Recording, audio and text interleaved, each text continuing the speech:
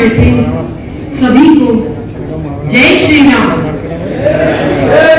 जय जय श्री राम। जय जय श्री राम।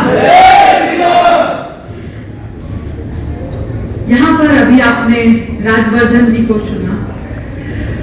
उनका उद्देश्य जो चादर और फादर को बताने का सिर्फ ये था कि आप अपनी हिंदू संस्कृति के बारे में सोचिए, आप भारत के बारे में सोचिए, भारत के सपूत हो, भारत के सपूत हो। भारत ने तुम्हें कितना गौरवान्वित किया है, कितनी सारी कहानियां हैं हमारे पास। तो इसलिए हिंदू राष्ट्र तो है ही है, लेकिन कुछ लोग डिवाइड करते हैं कंट्री, उनसे सावधान रहिए। और हमें हिंदू होने पे गर्व है। किस किस को हिंदू होने पे गर्व है? हाथ उठाइए। मैं सभी को देख पा रही हूं कि उनको गर्व है। आज हमारे साथ यहाँ सनातन धर्म को रिप्रेजेंट करते हुए ये गुरुकुल के बच्चे बैठे हुए हैं। कितना अच्छा लगता है इन्हें देख करके।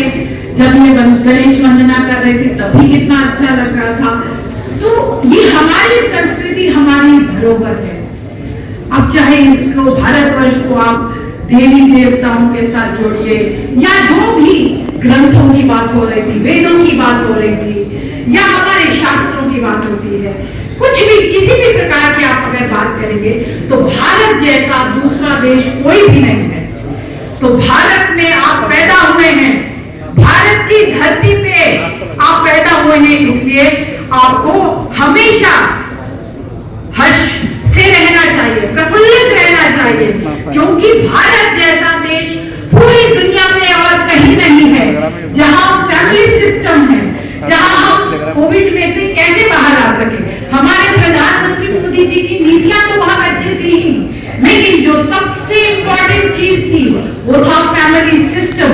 जो हमारा फैमिली सिस्टम है वो हमारा बहुत बड़ा सपोर्ट सिस्टम है।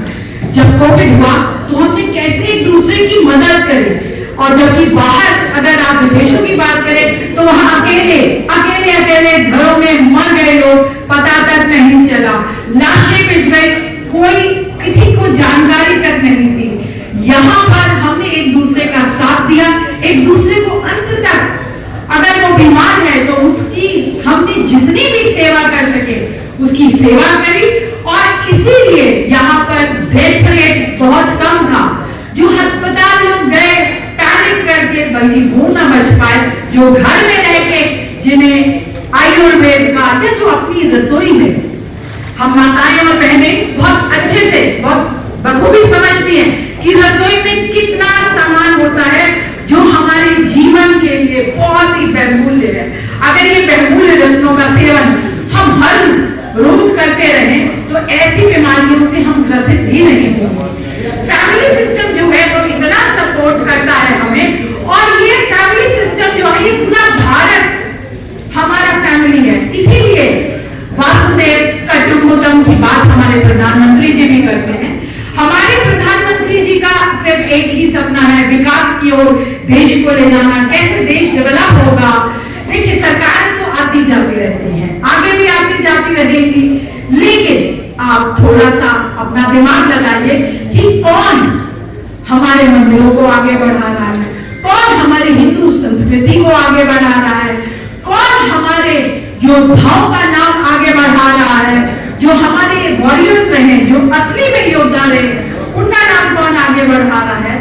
ये सब बातें बहुत सोचने की है। कौन ऐसा है प्रधानमंत्री जो आपकी बात सुन रहा है, जो मन की बात कर भी रहा है, जो ऐसा प्रधानमंत्री जिसने भारत का परचम पूरे विश्व में आज फैलाया, जिसकी वजह से आप सब प्राउड फील करते हैं।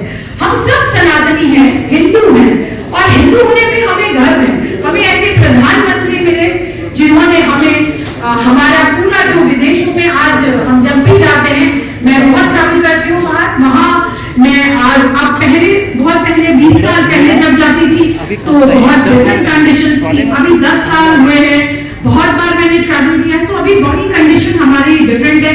इंडियंस को बहुत रिस्पेक्ट किया जाता है। अगर आप देखिए कि कभी भी भारत की कोई बात हो रही हो तो अभी रिस्पेक्ट का लेवल कैसे बढ़ गया है। तो आप सबको बल लेना है इन चीजों को कि कौन देश को बांट रहा है, कौन देश को तोड़ रहा है, कौन देश को जोड़ रहा है, कौन पार्लियामेंट नहीं चलने दे रहा। आजकल पार्लियामेंट चल रही है, आपको पता है। तो आप ही तो है टैक्स पेयर, आप ही की तो मनी से पार्लियामेंट चलती है। अगर आप टैक्स नहीं देंगे तो पार्लियामेंट कैसे चलेगी। लेकिन पार्लियामेंट को डिस्ट्रक्ट कौन कर रहा है, चलने पे रोक कौन लगा रहा है, कौन हंगामा खड़ा कर रहा है, कौन बेबुनियाद की बातें कर रहा है, इन सब चीजों को चिन्हित करते हुए जब वोट देने का टाइम आए तो घर से बाहर निकलिए, वोट दीजिए। आज अयोध्या में जो हुआ है उसका सब शोक मना रहे हैं, लेकिन वो 1 दिन 2 दिन 4 दिन का शोक मनाने से कुछ नहीं होगा, क्योंकि आखिर ये आप ही ने तो वोट दिए थे, आप ही ने तो सिलेक्ट किया, जिसका खमियाजा आपको आगे आने वाले दिनों में भरना भी पड़ सकता है। इसलिए होश करिए, होश में वोट दीजिए और सही आदमी को सिलेक्ट करिए, क्योंकि वो फिर आपको 5 साल तक आपके साथ रहता है। जैसे अभी तो आप प्रधानमंत्री मोदी जी को थर्ड टाइम देख पा रहे हैं, ऐसे ही आने वाले टाइम में आप किस पार्टी को चिन्हित करते हैं, किस पार्टी को चुनते हैं, बहुत डिपेंड करता है एक वोटर के ऊपर। तो वोटर का सीधा कनेक्शन होना चाहिए। बाकी बातें तो अनगिनत हैं। हमारे जो वीर हैं, जो सैनिक हैं, उनको कौन, उनके नाम पे कौन राजनीति कर रहा है। तो देश में राजनीति जो हो रही है वो बंद होनी चाहिए। तुष्टीकरण की राजनीति तो बहुत ही गलत है, वो जल्द से जल्द बंद होनी चाहिए। अपीसमेंट की राजनीति तभी की जाती है जब हम एक पर्टिकुलर वोट बैंक को अपनी ओर रिझाने की कोशिश कर रहे हैं, तो ये बंद होना चाहिए।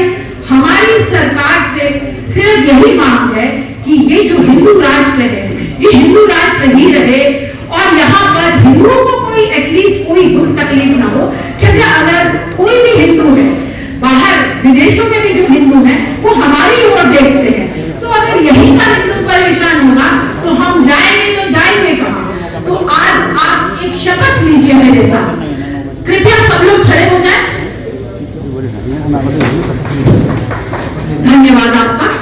आप ऐसे हाथ करिए और एक शपथ लीजिए, मैं भारतवर्ष का नागरिक हूं। मैं आज ये शपथ लेता और लेती हूं कि मैं भारत तोड़ने वाली ताकतों का बहिष्कार करूंगा। मैं हिंदू राष्ट्र बनाने में पूरी मदद करूंगा, प्रयास करूंगा। मैं अपने हिंदू भाइयों और बहनों के साथ हमेशा खड़ा रहूंगा, सदा खड़ा रहूंगा। मैं अपने हिंदू भाइयों के साथ हमेशा खड़ा रहूंगा, जब तक मेरे प्राण ना निकल जाए तब तक मैं पूरी ताकत के साथ लड़ूंगा। भारत माता की जय! भारत माता की जय!